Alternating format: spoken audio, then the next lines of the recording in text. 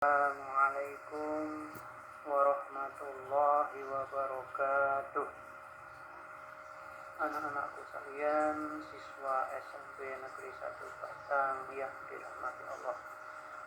Selamat berjumpa kembali dengan Pak Abdi di sini dalam pembelajaran matematika. Mudah-mudahan kalian bersama keluarga dalam keadaan sehat walafiat ya. Mudah-mudahan insya Allah. Mari kita mulai saja pembelajarannya dengan bersama-sama berdoa.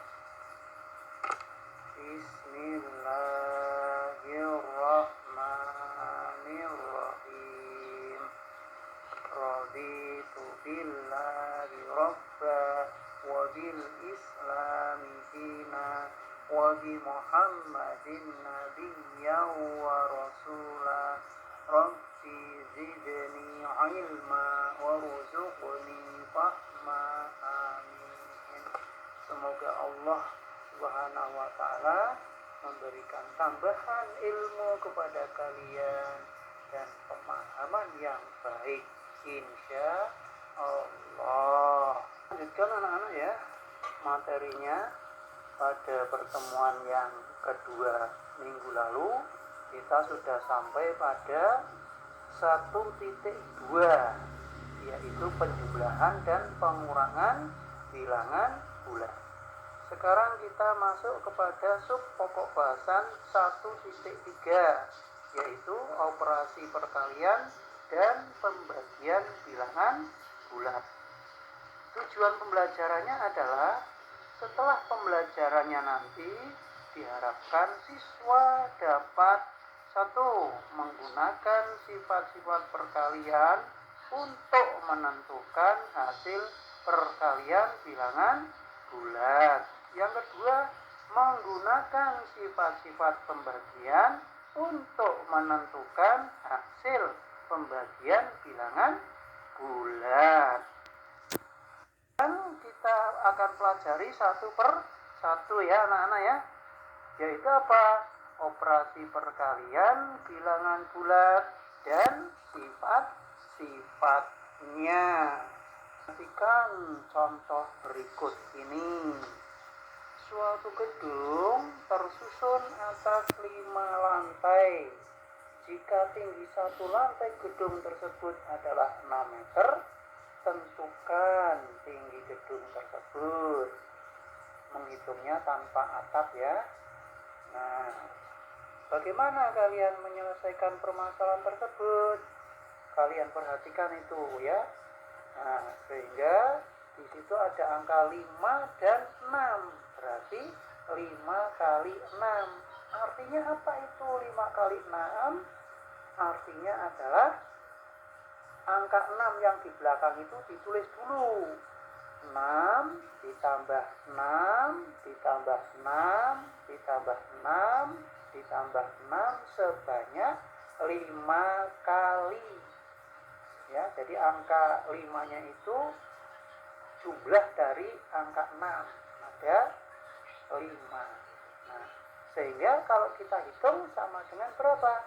30 ya. Kemudian anak-anak, kalau menggunakan cara lain yaitu dengan cara garis bilangan.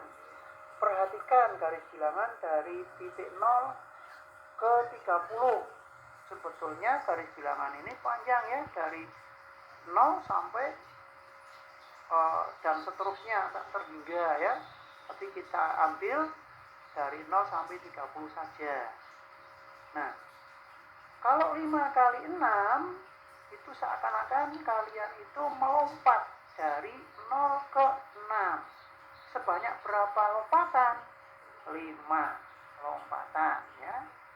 Lompatan pertama dari 0 ke 6. Lompatan kedua dari 6 ke 12. Berarti 6 ditambah 6 12. Kemudian lompatan ketiga dari 12 ke 18. Dari 18 ke 24 itu lompatan yang keempat.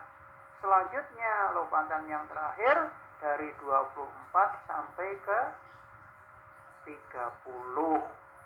itulah hasilnya. Sehingga disimpulkan 5 kali 6 itu hasilnya 30. Anak-anak sekalian,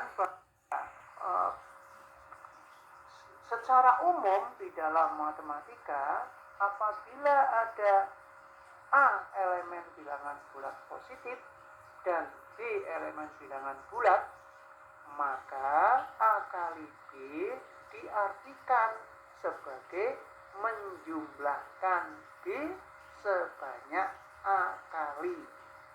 Ditulisnya bagaimana? A kali B sama dengan B ditambah B ditambah B ditambah B ditambah B. B-nya sebanyak berapa? Sebanyak A kali. Sehingga kita bisa menyimpulkan secara singkat bahwa perkalian itu dapat diartikan sebagai penjumlahan berulang. Paham anak-anak? Nah, sekarang kita lanjutkan ya. Kalau sudah paham, pada operasi perkalian juga berlaku sifat-sifatnya. Yang pertama sifat komutatif, yang kedua sifat asosiatif, yang ketiga sifat distributif, dan seterusnya. Sebetulnya tidak hanya 3 saja ya. Untuk sembarang bilangan bulat A, B, dan C, kalau misalkan yang pertama sifat komutatif, berarti A kali B itu akan sama dengan B kali A. Itu sifat komutatif ya. Kemudian yang kedua, sifat asosiatif. Nah, sifat asosiatif itu artinya apa? Mengelompokkan. Sedangkan tadi yang nomor 1, sifat komutatif, itu pindah tempat. Yang tadinya A itu berada di depan, ya, maka akan pindah ke tempat yang belakang atau yang kedua, gitu ya. Kemudian dari sifat asosiatif ini yang tadi diartikan pengelompokan, itu dikelompokkan yang pertama ya, A kali B dulu, kemudian kali C. Itu akan sama dengan A-nya sendiri, kemudian B-nya dan C dikelompokkan, dikerjakan dulu, istilahnya begitu ya.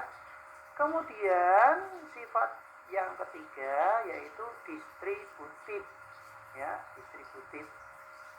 Nah, distributif ini dibagi menjadi 2, yaitu distributif perkalian terhadap penjumlahan dan distributif perkalian terhadap pengurangan. Jadi yang dikelompokkan itu yang penjumlahannya atau yang pengurangannya. Jadi perkaliannya itu tidak dikelompokkan, begitu ya.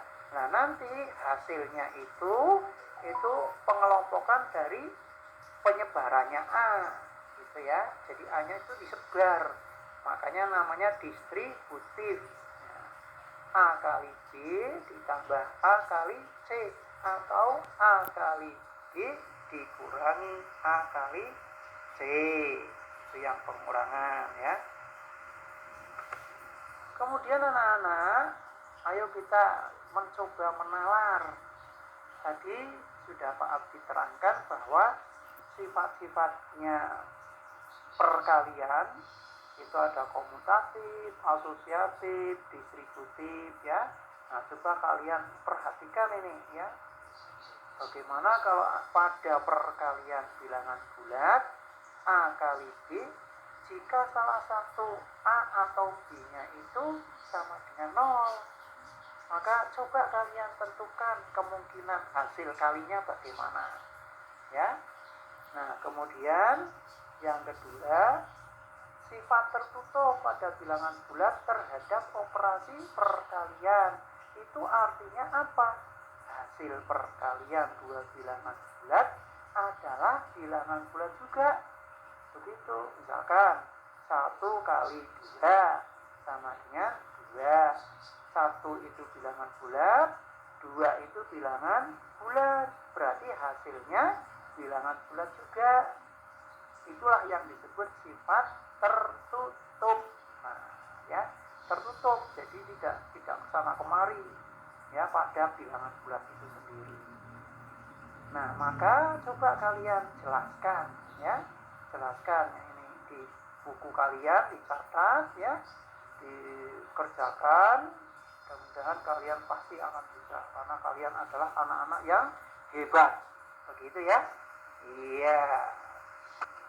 Sebelum Pak Abdi memberi contoh soal, perhatikan bentuk-bentuk soal perkalian yang akan Pak Abdi berikan nanti ya. Yang pertama, bahwa bentuk soal yang pertama, apabila ada angka positif atau bilangannya positif dikalikan dengan bilangan bulat positif, maka akan sama dengan positif. Ya, perhatikan itu. Yang kedua, apabila bentuk soalnya itu positif, ya, angkanya atau bilangannya positif kali dengan bilangan negatif, maka akan sama dengan negatif. Demikian pula kalau dibalik, ya, bilangan bulat negatif dikalikan dengan bilangan bulat positif, maka akan hasilnya sama dengan negatif. Jadi ini hanya ada 3 bentuk soal ya. Nah, yang ketiga apa? Yang ketiga, apabila bilangan bulatnya negatif dikalikan dengan bilangan bulat negatif, itu akan sama dengan positif. Bagaimana cara mengingatnya anak-anak? Yaitu dengan cara sampo beti. Sampo beti itu artinya apa? Singkatan dari sama positif ya. Kalau betinya beda negatif. Nah, artinya begini anak-anak. Kan itu ya di nomor 1 itu kan sama itu. Positif kali positif, ya kan? Berarti hasilnya positif. Demikian pula yang ketiga. Yang ketiga itu negatif dengan negatif, ya kan? Sama, maka hasilnya positif. Jadi kalau ada yang sama, perkalian yang sama, ya, tandanya, maka hasilnya positif, sehingga disingkat sampo, sama positif. Paham? Nah, yang berbeda yaitu nomor 2. Berbeda bilangannya ya. Nah, tanda bilangannya positif dengan negatif, maka akan hasilnya negatif. Demikian pula kalau negatif dengan positif, hasilnya negatif, sehingga disingkat dengan beti, beda negatif hasilnya. Paham anak-anak? Kemudian kita lanjut dengan contoh. Nah, contoh yang pertama yaitu negatif 5 kali 7 sama dengan berapa coba ya. Kemudian yang B, 7 kali negatif 5 sama dengan berapa. Yang C ya dikelompokkan, 6 kali negatif 4 dikalikan dengan negatif 8. Demikian pula soal yang D, E, F, G, H ya, kalian perhatikan itu. Nah, sekarang Pak Abdi coba untuk membahas ya contohnya supaya kalian bisa perhatikan ini. Dalam contoh A itu yang nomor A ya, negatif 5 kali 7. Perhatikan tanda bilangannya. Angka 5 tandanya negatif, sedang angka 7 tandanya positif. Jadi negatif positif. Berarti hasilnya apa? Negatif ya. Nah, kemudian tinggal kalian kalikan 5 dengan 7. 5 dengan 7 itu berapa? Berarti 7-nya ada 5 ya. 7-nya ada 5. Atau kalau kalian balik ya, yaitu 5-nya ada 7. Maka nanti akan kalian perhatikan ya hasilnya. Demikian pula yang B ya, 7 kali negatif 5. Perhatikan tanda bilangannya.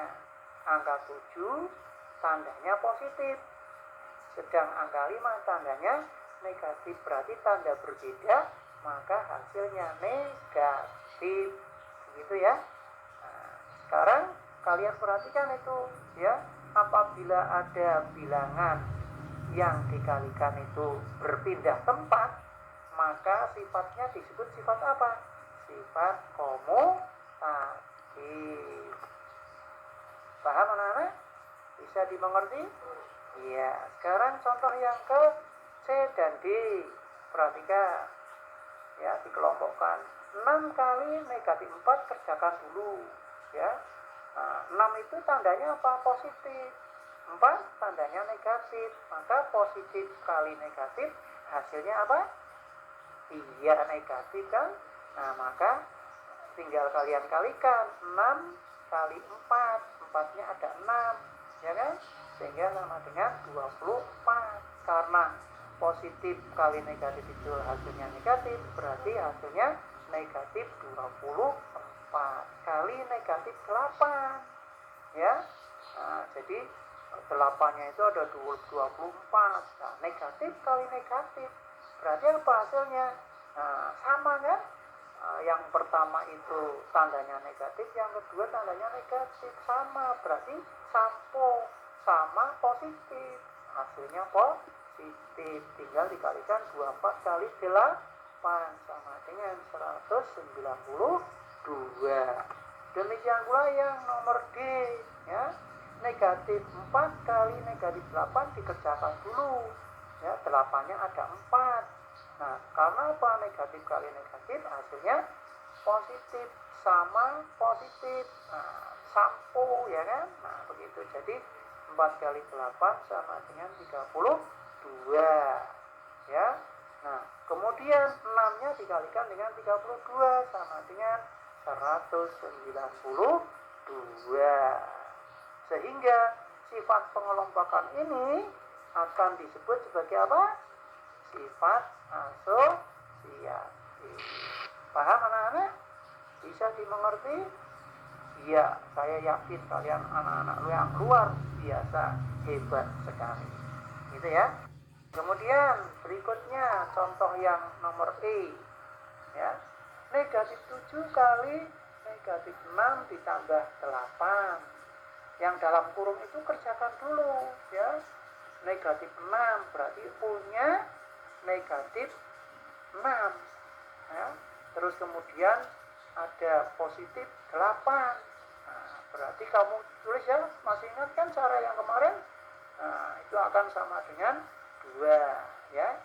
Nah, karena yang 6 positif 8 positif itu diambil 6 positif untuk menambal dari negatif 6 tadi.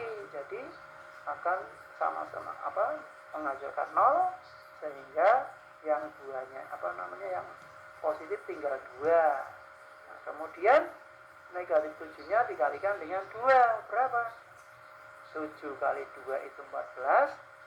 Negatif kali positif sama dengan negatif. Jadi beda negatif delta ya. Nah, seperti itu mengingatnya.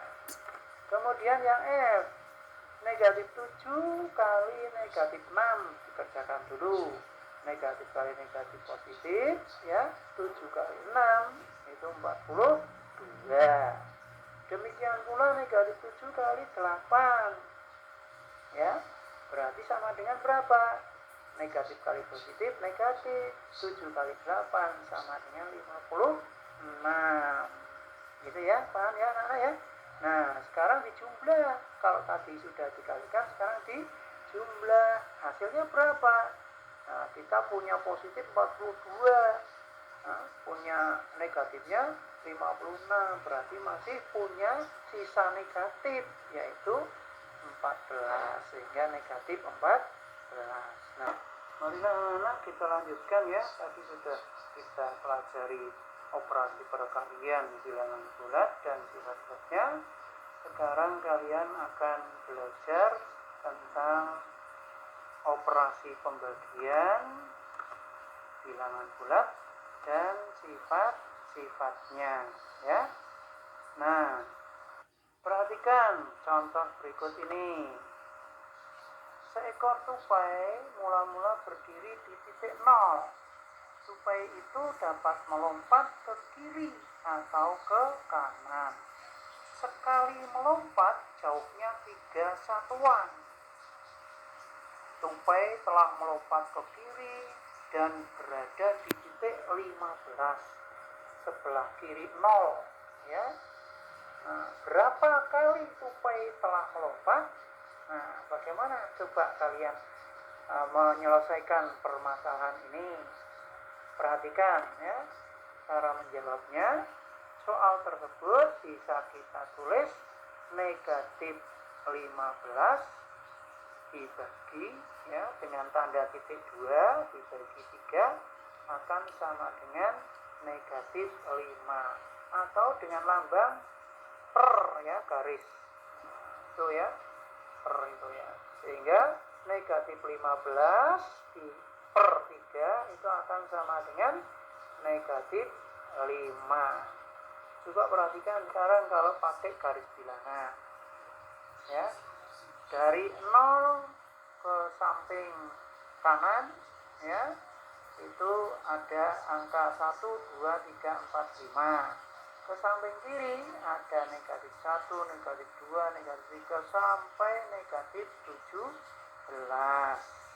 Nah, tadi kan tupai itu berada di angka 0, terus kemudian melompat ya ke titik 15 tapi sebelah kiri 0.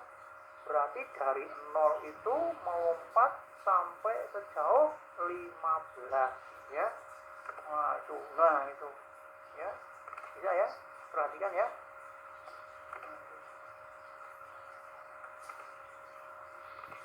Nah itu ya lompatannya.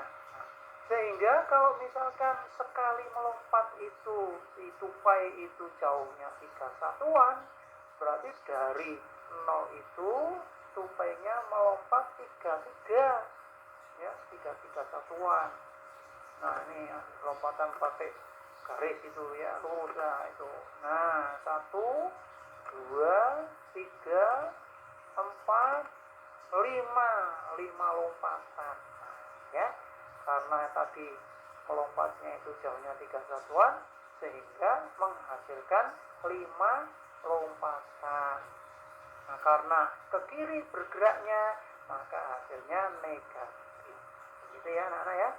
Kemudian anak-anak, secara umum jika ada A, B, dan C adalah bilangan bulat, jika A kali B itu sama dengan C, maka pembagiannya adalah, atau bentuk pembagiannya adalah A sama dengan C per B ya, dengan B-nya itu tidak boleh sama dengan 0 ya. Walaupun ABC-nya itu ada di bilangan bulat, tapi B-nya pembaginya itu tidak boleh sama dengan 0. Nah, kemudian apabila ada A kali B yang sama dengan C, maka B itu sama dengan C per A. Dengan A juga tidak boleh sama dengan 0. Jadi sebelum saya beri contoh anak-anak, maka kita juga kembali pada bentuk soal. Kalian perhatikan ya, di mana bentuk soal perkalian dengan pembagian itu sebetulnya sama, hanya tandanya saja yang berbeda tetap ya.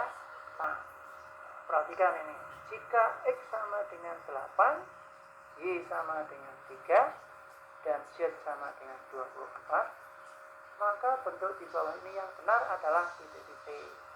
Kalian perhatikan itu ya, kira-kira yang mana itu yang betul. Caranya begini, 8 kali 3 sama dengan 24. Benar enggak? 8 kali 3 sama dengan 24. Iya, betul ya. Nah ini artinya apa? Berarti X kali Y itu sama dengan Z. Sedang jawaban A itu X sama dengan Y kali Z, maka jawaban A itu salah ya. Nah karena X kali Y sama dengan Z, maka bentuknya bisa diubah ke dalam pembagian, yaitu Y sama dengan Z per X atau X sama dengan Z per Y. Jadi jawabannya yang mana anak? Iya. C ya. Sudah ada ya, yaitu ayo kita berlatih 1.3 ya. Yang nomor 5 ini yang saya contohkan, kalian tidak usah buat, membuatnya 1 sampai 4 saja ya. Silahkan kalian coba, mudah-mudahan kalian tetap semangat untuk belajar dan bisa mendapatkan prestasi yang memuaskan buat kalian pribadi, keluarga kalian maupun masa depan keluarga kalian semua gitu ya. Demikian saja anak yang bisa saya sampaikan. Terima kasih, kurangnya mohon maaf. Wassalamualaikum warahmatullahi wabarakatuh.